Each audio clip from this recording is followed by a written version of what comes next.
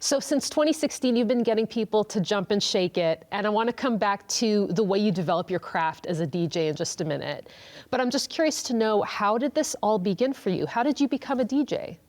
So it is a short, long story, but to wrap it up, basically, I came up to upstate New York. I played football in high school, and I had to make a decision on what did I want to do post high school. And I found Hudson Valley Community College and got that as a recommendation to go there. And from going to the college, long story short, got cut from the football team.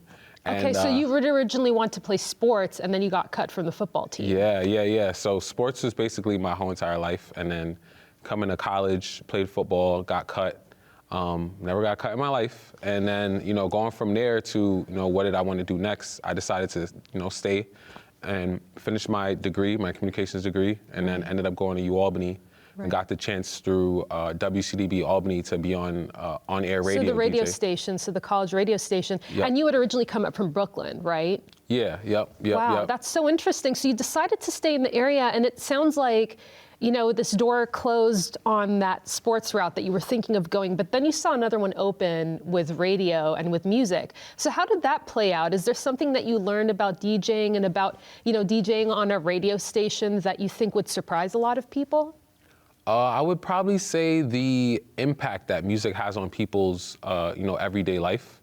When I started doing the radio station, people were calling in, requesting songs. I would play local artists' songs as well, and just seeing the impact that you have on people's everyday life. Like I said, I've played some people's first time hearing themselves on the radio. Oh wow! So you've played the work of like emerging local artists as well as like really established artists that are known on a wider geographical level. Can you give maybe one or two examples? Yeah. So I have a friend he's famous at this point. His name is Capella Gray. Capella Gray. Yeah, Capella Gray. He has a song called Gallus. It was famous in 2021. Just tapping into talent, from a early beginning is, very, important to me.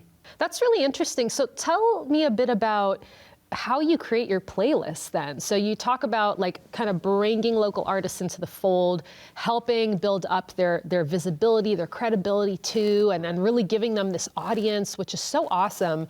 How do you go about making a playlist? Like, let's say you're making a dance playlist. How do you know that you found the right thing? And what do you do to craft that? So it is very tough being a DJ, but I crown myself the independent artist enthusiast. And I love, in every set list that I do, I try to sprinkle some independent music in there.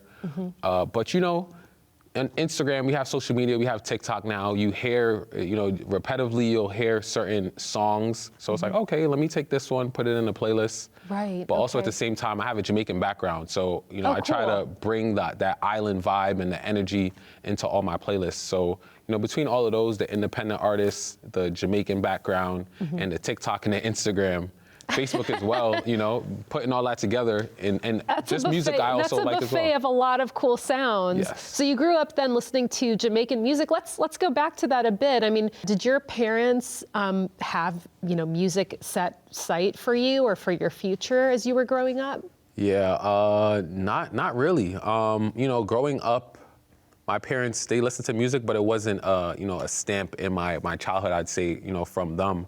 I grew up in church. I grew up playing drums. So that was kind of where it, sparked for me. But beyond that, like I said, playing sports, you gotta warm up to some music. And, being from a Caribbean background and being in East Flatbush, New York, you hear all different types of music and, just a variety of nationalities.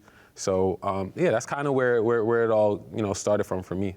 That's really amazing. And I've imagined that, since you've been really building up your business over the past couple of years, it must have been a really interesting time too to be working during the onset of the pandemic. Yeah. Tell me a bit about what are some challenges you ran into, as well as maybe some breakthroughs or new things that you've learned and done and adapted your business to this sort of interruption, if you will. Yeah, so even in the current situation, we're kind of currently basically still in the pandemic, and it's just making I call it the pandemic pivot, and basically within the pandemic, I realized, well, you know, I make a living off of gathering people. So, you know, from 2020 to basically 2021, it was kind of shunned upon and bringing people together, ironically. But what I did is I used the internet to my, you know, full extent, and I started doing virtual showcases, you'd say.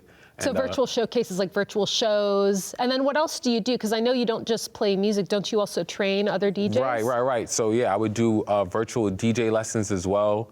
And yeah, you know, from virtual DJ lessons to Housecella on Instagram Live. What's Housecella? Tell us a bit about that. So Housecella was basically a concept I came up with a spinoff of Coachella. And, you know, I do independent artist showcases, but I basically do an independent artist showcase via Instagram Live. They split the screen.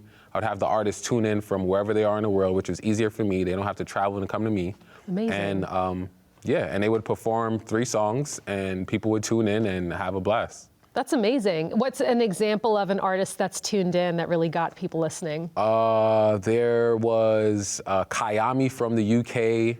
Wow. So these are like international listeners and international artists. Correct. Yeah, like I said, using social media to my full extent, and you know, like Kayami from the UK, Swift from Brooklyn, Ricky Bandana from Albany, New York. You know, people from all over were tuning in, and you know, and wanted to be a part of it because you know, artists also weren't performing as well. Right. That's so great that you gave them an outlet for that. And I understand, too, that you've gotten involved with really local events as well, including ones that help raise awareness about violence in the community. Yep. So my latest campaign is called More Music, Less Violence. And, you know, the music we hear now, you know, it's a lot of, I call it rah-rah, where, you know, it's not a lot of stuff being said. Is this your term? Because I kind of love it, rah-rah. I feel like the hip hop culture would get what I mean if I say rah-rah music, and you could also call it popcorn music because it comes and it goes. It's really quick, like popcorn. Okay. So you know, with that being said, you know, a lot of music is very negative in a sense, or looked upon as negative. So I try to find artists who have 1, positive music, and 2, no curse words. And that's kind of like one of the guidelines for the More Music, Less Violence showcases that I started. Right. And you believe, Hollywood, that having this kind of music that's more positive, that's maybe more uplifting, has a better impact on listeners? Yeah, without a doubt, you know, within the past 2 years, we've gone through a lot.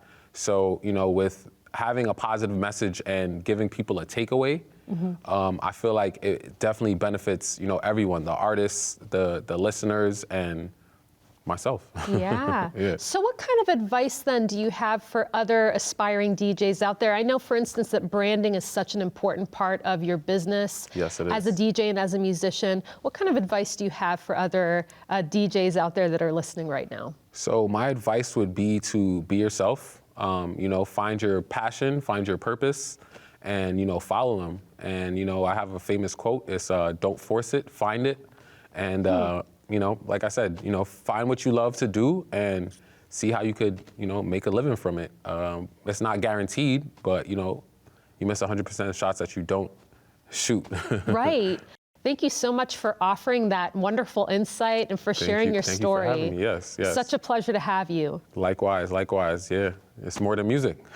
More than music.